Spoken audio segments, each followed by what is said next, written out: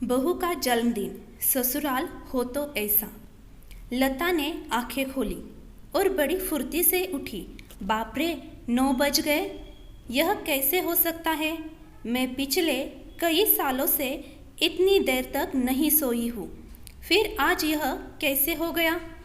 आज श्वेता तो स्कूल गई होगी। मोहन को अब ऑफिस के लिए देर हो जाएगी। फालतू में अब उनकी बातें सुननी पड़ेगी। वह सब तो ठीक है, लेकिन माँ जी, वह दिन भर में कितनी बकबक करेगी और मुझे इतनी देर कैसे सोने दिया उन्होंने? अब तक तो उन्होंने घर सिर पर चढ़ा लिया होगा। क्या हुआ होगा? लता जल्दी से उठने लगी। मोहन खुश चेहरे के साथ आया। वह भी तैयार होकर, गुड मॉर्निंग लता। लता, क्यों उठी तुम? सो जाओ ना आराम से। मैं आज लंच कर लूँगा ऑफिस में। सच कहूँ तो मुझे जाने की इच्छा नहीं है, लेकिन बहुत महत्वपूर्ण मीटिंग है ना, मुझे इसलिए जाना ही पड़ेगा। पर मैं जल्दी आ जाऊँगा। शाम को बाहर जाएंगे घूमने। बाय। लता को बिना कुछ कहे मोहन ने उसे गले से लगा लिया और उसके माथे को चूमकर चला गया।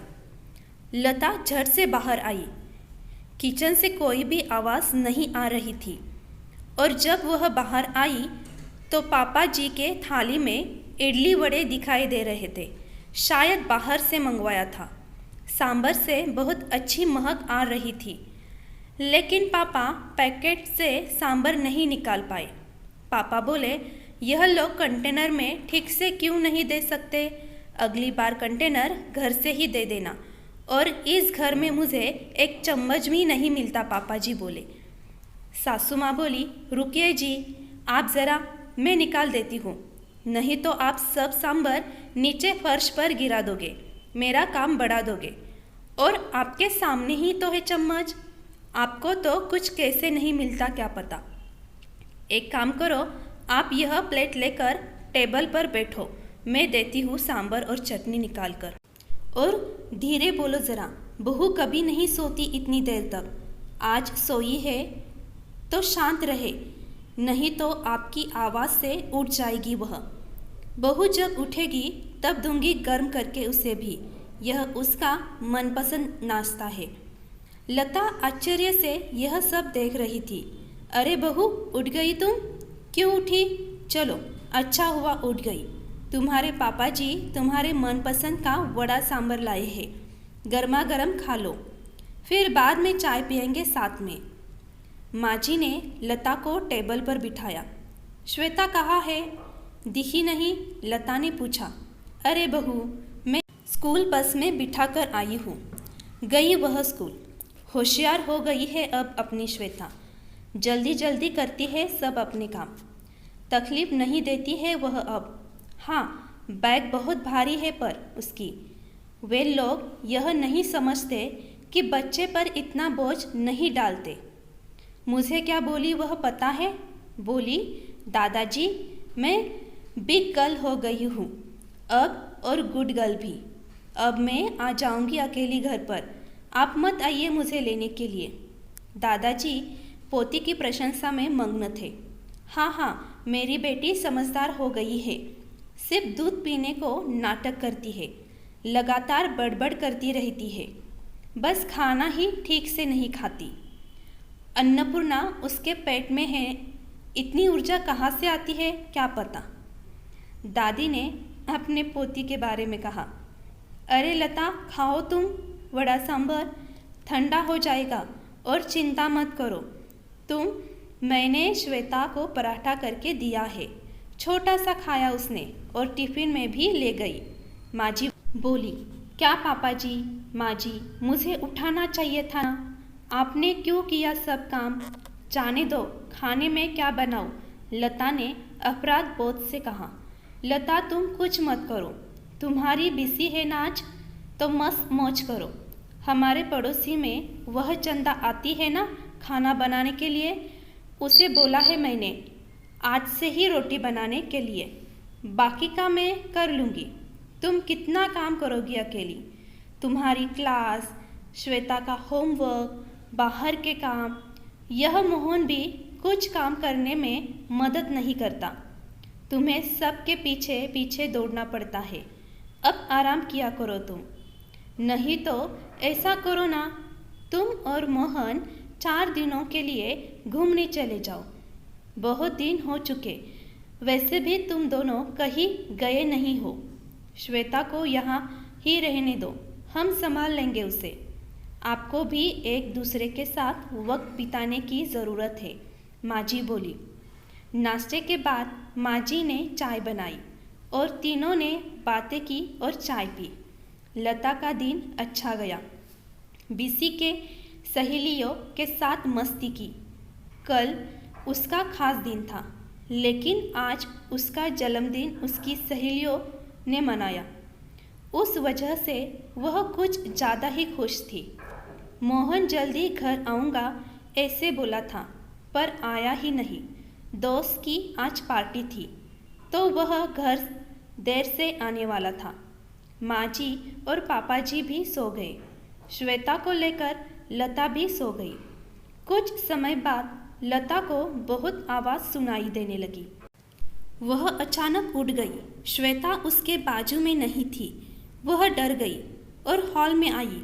हर तरफ अंधेरा था और अचानक रोशनी आ गई। हैप्पी बर्थडे टू यू, अचानक जोर से बोले। माँ जी, पापा जी, मोहन सब हंसकर उसे विश कर रहे थे। श्वेता ने दादी की मदद से सुंदर केक बनाया था। लता ने केक काटा और सबको खिलाया। सभी खुशी के मारे सो गए।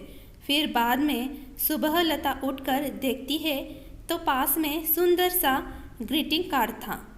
उसकी बेटी श्वेता ने खुद के छोटे हाथों से बनाया था। वह कार्ड देखकर लता बहुत खुश हुई। उतने में एक बड़ा टेडी बियर चलते हुए उसके पास आया। सरप्राइज मम्मा, यह मैंने तुम्हारे लिए स्पेशल लिया है, मेरे पिगी बैंक में से सेविंग करके। लता को गले लगाकर उसकी लाडली बेटी बोली। लता की आंखों में खुशी के आंसू छलक पड़े। अब मोहन की बारी थी। उसने लता से कहा कि वह अपनी आंखें बंद कर ले और उसने लाया हुआ खूबसूरत हीरों का हार उसके गले में डाल दिया और उसे आईने के सामने खड़ा कर दिया। वाह, अब सच में वह हार कितना खूबसूरत लग रहा है। सुंदर लग रही है मेरी रानी। लगता है जैसे यह तुम्हारे लिए ही बना है। मोहन ने खुशी से लता को गले लगा लिया। तभी लता कुछ कहने ही वाली थी कि माँ जी पापा जी आ गए। यह दुनिया की सबसे अच्छी बहू रानी के लिए, मतलब हमारी बेटी के लिए है। माँ जी पापा जी ने कश्मीर का टिकट लता के हाथों में रखा और लता उनके पैरों पर आशीर्वाद लेने के लिए झुकी, लेकिन माँ जी ने उसे गले लगा लिया। पापा जी ने सर पर हाथ रखकर आशीर्वाद दिया। यह क्या माँ जी, पापा जी, इतना बड़ा सरप्राइज़? वास्तव में इसकी कोई ज़रूरत ही नहीं थी और हम सिर्फ दोनों ही कश्मीर क्यों जाए? लता ने उत्साह से कहा। नहीं नहीं, हम बूढ़े लोग क्या करेंगे वहाँ? वैसे भी आप दोनों को इसकी ज़्यादा ज़रूरत है और हम श्वेता का भी अच्छे से ख्याल रखेंगे ताकि आप दोनों फुल एंजॉय कर सके। वह सेकेंड हनीमून क्या बोलते हैं ना, ओ आप आ जाओगे तो हम चले जाएंगे। पापा जी ने धीरे से मोहन को आंख मारी। लता और मोहन दोनों शर्मा गए। चलो पैकिंग करो, आपको कल सुबह निकलना है। और आज क्या क्या खाना बनाना है?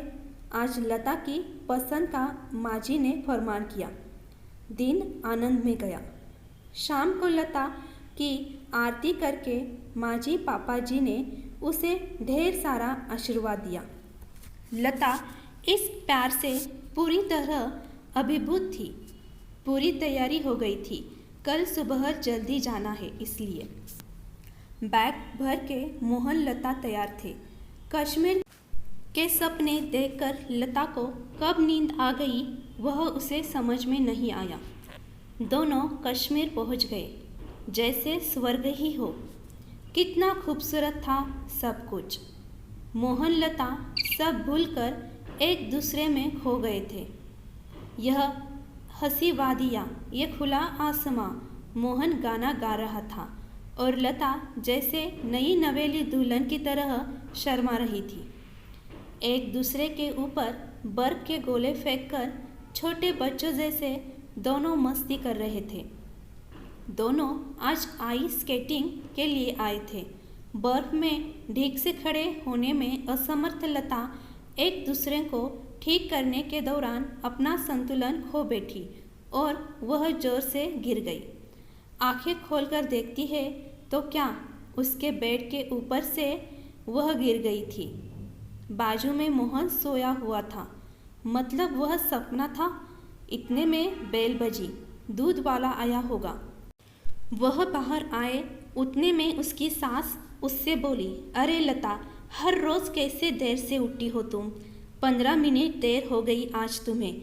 जल्दी करो, अब चाय बनाओ और नाश्ते में कुछ अच्छा नमकीन बनाओ। और मेरी सहेली आने वाली है, आज कुछ अच्छा खाना बना उनके लिए। और हाँ, घर पर ही रहना आज, कहीं बाहर मत जाना। माँ जी की रोज की कटकट चालू हो गई और लता सचमुच सपने से हकीकत में आ गई। हमेशा की तरह हर कोई उसका जन्मदिन भूल गए थे। रोज रोज की भागदौड़, घर के कामकाज, सासू के ताने, ससुर की फरमाइश, पति की धुन पर नाचने और बेटी के नखरे देखने में उसका दिन कब खत्म होता था वह उसे भी समझ में नहीं आता था। जिंदगी भर दिन खराब लगने लगी, लेकिन कल उसने बहुत अच्छा दिन जिया। लेकिन इस एक रात के मीठे सपने में उसने इतनी खुशी के लम्हे जी लिए थे जो उसके लिए क्या कम था। मन में एक कश्मीर का सपना साकार होने की प्रतीक्षा में वह काम करने लगी। दोस्तों, ऐसी ही होती है एक स्त्री की ज़िंदगी। वह सपने तो बहुत देखती है, लेकिन हकीकत में कुछ अलग ही होता है। दोस्तों, आशा करती हूँ कि आपको यह कहानी अच्छी लगी होगी। आप मेरे चैनल पे नए हैं तो चैनल को सब्सक्राइब और वीडियो को लाइक करना मत भूलिए। और हाँ, आपकी राय कमेंट्स में ज़रूर बताइए। चलो तो फिर से मिलते हैं एक नई कहानी के साथ। तब तक धन्यवाद।